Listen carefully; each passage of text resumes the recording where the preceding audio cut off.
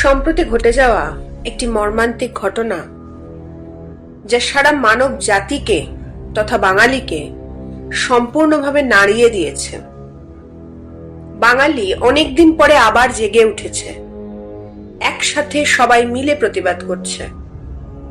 আমার আজকে গল্পের শুরুতে একটি কবিতা আমি বলতে চলেছি, যা আমার তরফ থেকে করা এই মর্মান্তিক ঘটনার বিরুদ্ধে প্রতিবাদ। কারণ আমাদের সকলেরই একটাই দাবি, এবং সেটি হলো দোষীদের যত শীঘ্র সম্ভব শাস্তি চাই। যাজ্ঞসিনীর খুলছে শাড়ি, টানছে ধরে দুঃশাসন। দায় ছিল যার গর্জে ওঠার, নিচু মাথায় সে 5 জন। দুর্যোধনের নগ্ন উরু, ইঙ্গিতে তার ধর্ষ কাম। হস্তিনাপুর দেখছে বসে, ধ্বস্ত হতে তার সুনাম। অন্ধ রাজা সিংহাসনে আর্ত চেঁচান বৌমা তার। নিজের দলের নির্যাতনে সব রাজা হন নির্বিকার। কর্ণ বসে হাসছে হাহা, রাজার দলের লোক তো সে। শর্তবিহীন সমর্থনেই তাবৎ আরাম সুখ বসে। ভীষ্ম দ্রোণ কৃপ নীরব, সরকারি লোক হাজার হোক। রাজার কথাই তোমার কথা, তুমি যখন রাজার লোক। খল শকুনি দেখছে সবই, বস্তুত সে ধ্বংস চায়। ঘরের মাটি লাল হয়ে যাক দেশ বিভাগের যন্ত্রণায়। সুশীল সভায় ঘটছে যখন রাজ অপরাধ জঘন্য, ঠিক তখনই তার বিরোধে চেঁচিয়ে ওঠেন বিকর্ণ। বিকর্ণ নন কেউ কেটা লোক, 100 ভাইয়ের একজনা। তেমন করে এর আগে কেউ তার কথাটাই জানতো না। যত গৃহে কারেননি রা, অন্তত তা নেই লেখা। ভীমকে যখন বিষ খাওয়ালো, তখনও তার নেই দেখা। কিন্তু যখন প্রকাশ্যতেই কাড়ছে নারীর আব্রু কেউ, স্তব্ধ জিভের চুপ সাগরে বিকর্ণ হন একলা ঢেউ। চেঁচিয়ে ওঠেন রাজার কুমার যুবরাজের বিরুদ্ধেই। মহাবলী পাণ্ডবেরও তখন গলায় সে সুর নেই। রাজাও যখন নীরব থেকে সায় দিয়ে যায় ধর্ষণে, ঠিক তখনই সমস্ত যুগ বিকর্ণদের স্বর আমরা যারা কিচ্ছুটি নই, একটি মোটে ভোট কেবল। অত্যাচারের সামনে এলে সঙ্গী শুধু চোখের জল। পোষ্যভাবে যাবনা চেবাই, অন্ধ এবং নিকর্ণ। প্রার্থনা থাক আমরা যেন একবার হই বিকর্ণ।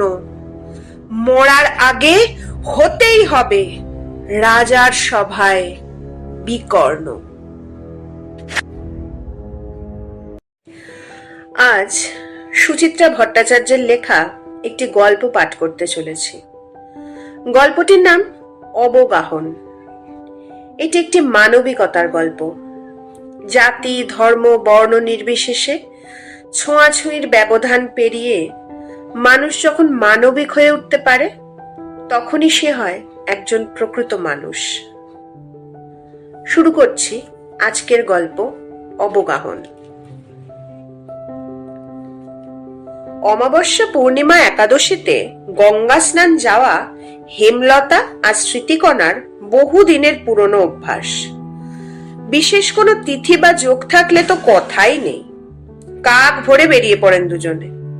ছোট পিতলের ঘটি, একখানা কাপড় আর গামছা হাতে যখন রওনা দেন, আশপাশের বাড়িঘর আধ বোঝা চোখে সবে শরীরের আড় ভাঙছে তখন। রাতের গ্লানি গায়ে মেখে সরু গলিটা এলিয়ে আছে বাজারের মেয়েদের মতো। রাত জাগা রাস্তার বাতি মাতাল চোখে পিটপিট তাকাচ্ছে। 2 বুড়ি বড় সন্তর্পণে দেখে শুনে পথ চলেন। গলি পেরোলে বড় রাস্তা, তারপর বাস রাস্তা, তারপর ফাঁকা বাসের কোলে চড়ে হু হু করে কালীঘাট। হেমলতা হাঁটু বরাবর কাপড় তুলে একদলা কফ পার হলেন। মেয়ে গো, এত বৃষ্টিতেও রাস্তাটা একটু পরিষ্কার হলো না গো? হবে কি করে, পোড়ার মুখরা ধোয়া মোছা থাকতে দেয় কিছু? দেখুন না, এই সাত সকালেও কেমন এক নাদা হেগে রেখেছে। গোড়ালি তুলে ডিং মেরে হাঁটছেন স্মৃতিকণা। দুই বুড়িকে দেখাচ্ছে ঠিক থপথপে ভেঙের মতো। অনেক কসরত করে গলিটুকু পার হতে হবে। কাল রাতে জোর একচোট বৃষ্টি হয়ে গেছে, এখন সেখানে জমে আছে ঘোলাটে জল। আষ্টে গন্ধে ম ম করছে চতুর্দিক। ছড়িয়ে থাকা নোংরা ন্যাকড়া, ইঁটো কাঁটা, মানুষ কুকুরের পায়খানা সব মিশে একাকার। বহুকাল এ গলির কোনো সংস্কার হয়নি। জায়গায় জায়গায় ডুমো গর্ত, পিচ ঢালাই ঢেউ খেলে গেছে। খানাখন্দ বড় রাস্তাটাকে টপকে এসে নাক থেকে কাপড় নামালেন দুই বৃদ্ধা। ফুটপাতের বাসিন্দারা রক দালানে উঠে যাওয়াতে এ রাস্তাটা একটু ফাঁকা ফাঁকা আজ। নেড়িকুত্তার দল যত্রতত্র গুটলি মেরে শুয়ে। পানসে আকাশ থেকে ভারী হাওয়া মাঝে মাঝে গতর নাড়াচ্ছে অলস ভাবে। নিঝুম বাড়িগুলো থেকে ভেসে আসছে ফ্যান চলার চাপা শব্দ। খোলা জানলা লুটোপুটি খাচ্ছে পর্দারা। দুই বুড়ি বাস স্টপে পৌঁছে দম নিলেন একটু। বাস স্ট্যান্ডের শেডের নিচে দু তিনটে লোক কাঁথা মুড়ি দিয়ে ঘুমোচ্ছে। উল্টো দিকের ফুটপাতে বসে ঘন ঘন গা চুলকে চলেছে এ পাড়ার মৌরি পাগলি। নাড়ি ভুড়ি চটকানো একটা বেড়াল থেতলে পড়ে আছে রাস্তার ঠিক মাঝখানে। সারা রাত জলে ফুলে শরীরটা তার এতখানি, রক্ত মাংস চামড়া লোম সব দলামলা। হেমলতা স্মৃতিকণা একপাশে জড়সড় হয়ে দাঁড়ালেন। হাড় হাবাতে গুলো একটু দাঁড়ানোর জায়গাও রাখেনি গো। একটা বৃষ্টি হলেই শহরটা যেন নরক হয়ে যায়। একসময় রোজ সকালে গঙ্গা জলে রাস্তা ধোয়া হতো, কোথায় যে গেল সেসব দিন। ঝাঁট এখনো পড়ে, তবে অপর ওপর। হেমলতা ঠোঁট বেঁকিয়ে বেঁকিয়ে আর একবার তাকালেন চারপাশে। তখনই নজর গেছে ওদিকের ফুটপাতে। উল্টো মুখো একটা বাস থেকে এই মাত্র নামলো মেয়েটা। হেমলতার মুখে ভাঙচুর হলো। মন্ডলদের মেয়েটা না? স্মৃতিকণা ঘাড় ঘুরিয়ে জরিপ করলেন মেয়েটাকে। এত সকালে খদ্দের ধরতে বেরিয়েছিল? সকাল নয় দিদি, রাত বলুন। হেমলতার মুখে ভাঙচুর হলো। রাতের অভিসার সেরে মহারানী এখন ঘরে ফিরছেন। ছে ছে, দিনটাই আজ খারাপ যাবে গো। স্মৃতিকণা নতুন করে নাকে কাপড় চাপা দিলেন। ভোর না হতে বেবুসেটার মুখ দেখতে হলো। মেয়েটার চেহারাটা কেমন হয়েছে দেখেছেন? কদিন আগেও কত জৌলুস ছিল, অত্যাচার করে করে এখন একেবারে পোড়া কাঠ। মেয়েটা দুজনের পাশ কাটিয়ে উদাস ভাবে মোড় ঘুরে গেল। বাসি চুল তার এলোমেলো, ফোলা ফোলা চোখের নিচে গাঢ় কালি। রং জলা সিল্কের শাড়িটা লেপটে আছে শরীরে। স্মৃতিকণা কটমট তাকালেন। দোকান কাটা বেহায়া কোথাকার। ঝর্ণার বর বলছিল আজকাল নাকি খদ্দের ধরার জন্য ধর্মতলায় গিয়ে দাঁড়ায়। কান্তু বলে ওদের নাকি ঘরটর ঠিক করা থাকে, খদ্দেরদের সেখানেই নিয়ে গিয়ে তোলে। কি ঘেন্না বলুন তো দিদি, ভদ্রলোকের পাড়ায় এমন একটা নোংরা মেয়ে। স্মৃতিকণা থুক করে থুতু ফেললেন। হেমলতার গলায় বমি ওঠার আওয়াজ। পাড়ার ছেলেদের একদিন বলেছিলাম, হ্যাঁ রে তোরা কিছু করতে পারিস না? তারা বলে পাড়ার মধ্যে তো কিছু করে না ঠাকমা, তেমন নোংরামি দেখলে আমরাও কি চুপ করে থাকতাম? ওদের আর দোষ কি, উঠতি বয়সের ছোকরা সব অমন একটা ডগডগে ছুরি নাকের ডগায় খেলে বেড়ালে। পাড়াটা দিন দিন কেমন পাল্টে যাচ্ছে দেখেছেন? এই তো মুখুজ্জেদের সেজে বউ শুনি সেদিন ওর দেওরের সঙ্গে। মেয়ে বউ কে দেখে এখন? কেউ কি বাদ আছে দিদি? অনাচিষ্টে অনাচারে ভরে গেল দেশটা, কারুর একটুকু পাপবোধ নেই। একটা সরকারি বাস এসে দাঁড়িয়েছে। কথা বলতে বলতেই দুই বুড়ি সেঁধিয়ে গেলেন বাসের খোলে। নির্জন রাস্তা ছিঁড়ে ছুটে চলেছে বাস। ফাঁকা বাসে গুছিয়ে বসে দুই বুড়ি পয়সা বার করছেন। বন্ধ সারসির ঝনঝন শব্দের সঙ্গে ইঞ্জিনের আওয়াজ মিশে কানে তালা লাগার জোগাড়। দরজার দিক থেকে ছুটে আসছে কনকনে জলো বাতাস। হেমলতা সরে বসার চেষ্টা করলেন। আবার মনে হয় বৃষ্টি নামবে। নামুক নামুক, সব ভাসিয়ে নিয়ে যাক। হেমলতা হাতে পয়সা চেপে আঁচলের গিট শক্ত করে বাঁধলেন। ভগবান নেয়ও না আমাদের, আরো কত কি যে দেখতে হবে। যা বলেছেন, অসভ্য বেহায়াদের যুগ এটা। এই মেয়েটাকেই দেখুন না, দাদাটা যা হোক বিয়ে তো দিয়েছিল একটা, তুই ঘর করতে পারলি না, বছর না ঘুরতে ফিরে এলি, তোরই তো চরিত্রের। না গো দিদি, মেয়েটা আগে এরকম ছিল না। হেমলতার গলা আচমকা নরম যেন। অনেকদিন থেকে দেখছি, বাপ মা মরা মেয়ে, দাদাটা তো পাঁড় মাতাল, বৌদিও শুনি দজ্জাল খুব। বিয়ে দিয়েছিল এক লম্পটের সঙ্গে, তা সে হারামজাদা নাকি মারধর করতো খুব, খেতে পড়তেও দিত না। আর একটা মেয়ের সঙ্গে পীড়িত করে এটাকে ঘাড় ধরে বের করে দিয়েছে। লেখাপড়াও তো শেখেনি কিছু, শিখলে কি আর এই গতি হয়? তবে লেখাপড়া শেখা মেয়ে বউও তো দেখছি অনেক, তফাৎ নেই কোনো। তা যা বলেছেন, অন্যমনস্ক হয়ে গেলেন স্মৃতিকণা। লেখাপড়া জানা মেয়েদের অবজ্ঞা আর অবহেলা সম্বল করেই তো তার এখন বেঁচে থাকা। কোন যুবতী বয়সে বিধবা হয়েছিলেন, এ ঘাট সে ঘাট ঘুরে শেষ বেলায় এসে ঠেকেছেন ভাইপোদের সংসারে। আত্মীয় পরিজনদের হেসেল ঠেলে জীবন কেটে গেল। ভাইপো দুটোর তাও কিছু টান আছে, শত হলেও পিসির হাতে মানুষ। দুই বউ মিলে মাথা চিবোচ্ছে তাদের। আজকালকার মেয়েদের সঙ্গে তাদের এত তফাৎ, পিসি শাশুড়ি হোক আর শাশুড়ি হোক, কাউকে অভক্তি অবহেলা করার জো ছিল না সেকালের মেয়েদের। তার দুই ভাইপো বউ তাকে উল্টে ট্যাকে গোঁজে। পিসি নাকি বাতিগ্রস্ত, পিসি নাকি হিংসুটে, দিন রাত এঁটো কাটা ছোঁয়াছুঁয়ি নিয়ে খিটমিট করছে। তা তোরা সব চোখের সামনে অনাচার করবি, বলা যাবে না কিছু? ভাইপো দুটো আজকাল তাল দেয় বউদের সঙ্গে। স্মৃতিকণার চোখের কোণে জলীয় বাষ্প জমে গেল। হেমলতা স্পর্শে চমকে তাকালেন। কি ভাবছেন, আবার ভাইপো বউরা মুখ করেছে তো? ও তো দিদির নিত্যদিনের ব্যাপার। স্মৃতিকণা ফোঁস করে শ্বাস ফেললেন। ভাবছি মরণ এত দেরি করছে কেন? আর কতদিন এই দুনিয়ায় বাস করতে হবে? এত ভেঙে পড়ছেন কেন দিদি? হেমলতা আলতো হাত লাগলেন স্মৃতিকণার উরুতে। আমার অবস্থা ভাবুন তো। আপনার তো তবু কপাল ভালো, ভগবান দিয়ে কাড়েননি। আর আমার ছটা ছেলের একটাও বাঁচল না, জন্মেই মরে গেল। রাগে দুঃখে কর্তা আবার বিয়ে করলো। সতীনের ঘর করার কি জ্বালা যে করেছে সেই শুধু জানে। রাগ করে চলে এলাম বাপের বাড়ি, এক ঝিগিরি থেকে আর এক ঝিগিরি।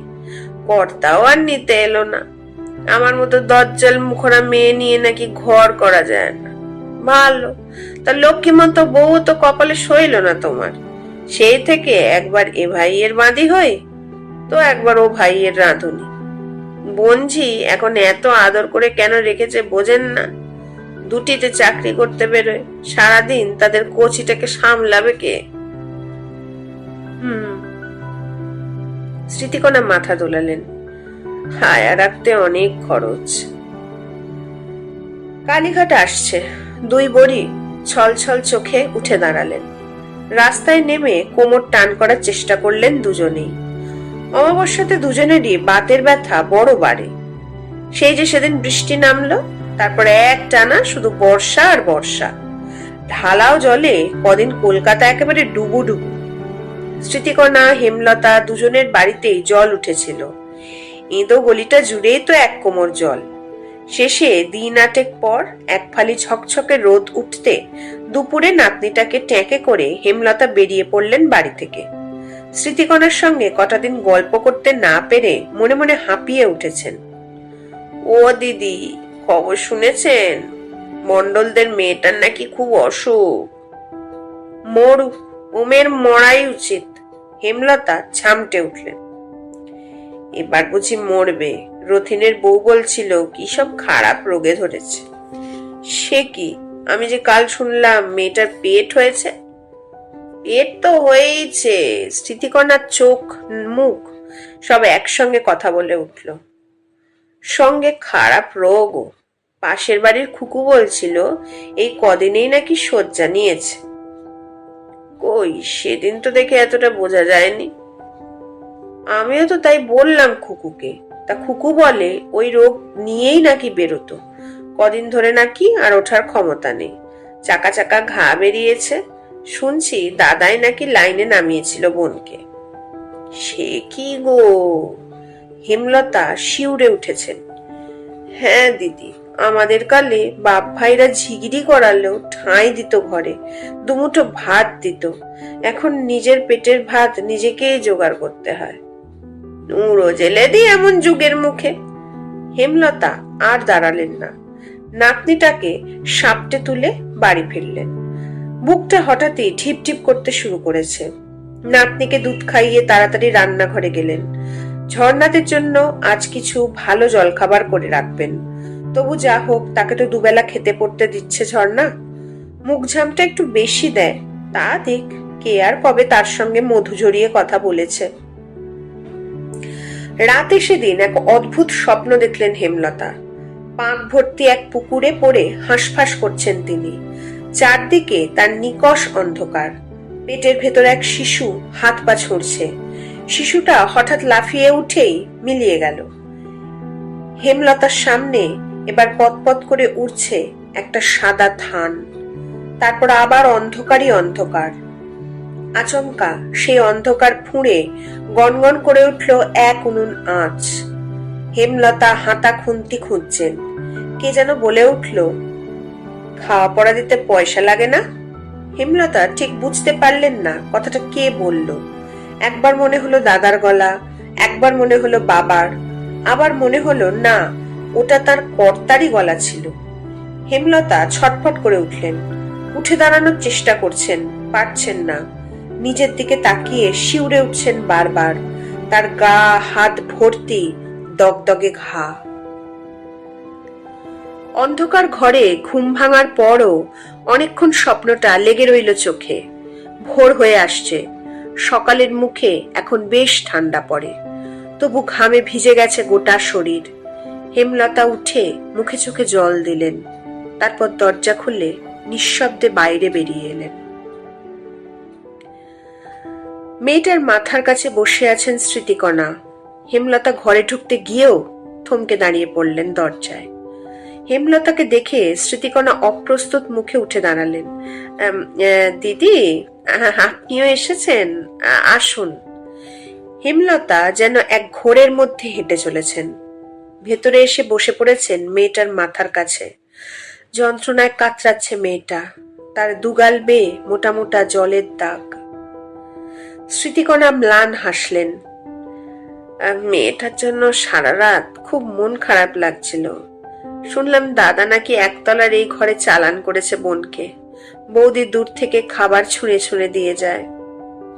হেমলতা ঢোক গিললেন। এখন আছে কেমন? কথা বলতে পারছে না। রোগ জোর কামড় বসিয়েছে। গুরুদেবের আশ্রম থেকে কিছু টোটকা এনে দিলে। আমিও তাই ভাবছিলাম। হেমলতা ধীরে ধীরে স্বাভাবিক হয়ে উঠছেন। দাদাটা ডাক্তার দেখায়নি নিশ্চয়ই? বোধহয় দেখিয়েছে। দেখুন না, এই তো এখানে কটা ওষুধ আর মলম রাখা। তা মলম লাগাবেটা কে? কেউ আর কাছে ঘেঁষছে না। কই দিন দেখি মলমটা আমার হাতে।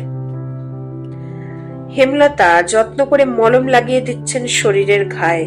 স্মৃতিকণা মেয়েটার মাথায় বালিশ তুলে দিলেন ভালো করে। কপাল ছুঁয়ে তাপ দেখলেন। মেয়েটা অস্ফুটে কি যেন বলে উঠল, কি বলল বোঝা গেল না। সারা শরীর তার ফুলে উঠেছে, চোখের নিচে চাপ চাপ কালি। জড়ানো সরে একবার যেন ডেকে উঠল, মা, মা গো। দুই বুড়ি একসঙ্গে ঝুঁকে পড়লেন। শোন রে, তোর কোনো ভয় নেই, আমরা তোর কাছে আছি, তুই ঠিক ভালো হয়ে উঠবি। মেয়েটা ফুপিয়ে কেঁদে উঠল। এই দেখ, কাঁদিস কেন? একদম কাঁদবি না, লড়াই করতে গিয়ে কাঁদলে চলে? মেয়েটা তবু কাঁদছে। দুই বুড়ি এবার মেয়েটার খুব কাছে মুখ নামিয়ে আনলেন। পেটেরটাকে বাঁচাতেই হবে রে, খবরদার ওটা যেন নষ্ট না হয়। দিনের আলো উজ্জ্বল হচ্ছে ক্রমশ। মেয়েটাকে ঘুম পাড়িয়ে বাইরে বেরিয়ে এলেন দুই বুড়ি। বাইরে এসে পরস্পরের মুখের দিকে তাকালেন। হেমলতা বললেন, চলুন দিদি, গঙ্গায় একটা ডুব দিয়ে আসি। স্মৃতিকণা চোখ রাখলেন হেমলতার চোখে। আমিও তাই ভাবছিলাম, এখন আর গঙ্গা স্নান না করে ঘরে ফেরা যায় না। দুই বুড়ি পথের সব ছোঁয়াছুঁই বাঁচিয়ে বাস রাস্তায় এসে দাঁড়ালেন। ব্যাস, আজ এই পর্যন্তই। চারিদিকের পরিবেশ আজ সত্যি বুঝিয়ে দিয়েছে সকলকে যে মানুষের মধ্যে মানবিকতা এখনো বর্তমান। সেই দিক থেকে আজকের গল্পটি বেশ প্রাসঙ্গিক বলে মনে হলো। গল্পটি ভালো লাগলে কমেন্ট করে জানিও, শেয়ার করে অন্যকে শুনতে সাহায্য করো, এছাড়া লাইকও করো। চ্যানেলে নতুন হলে সাবস্ক্রাইব করে দিও। আজ তাহলে আসি, আবার তাড়াতাড়ি দেখা হবে। টাটা।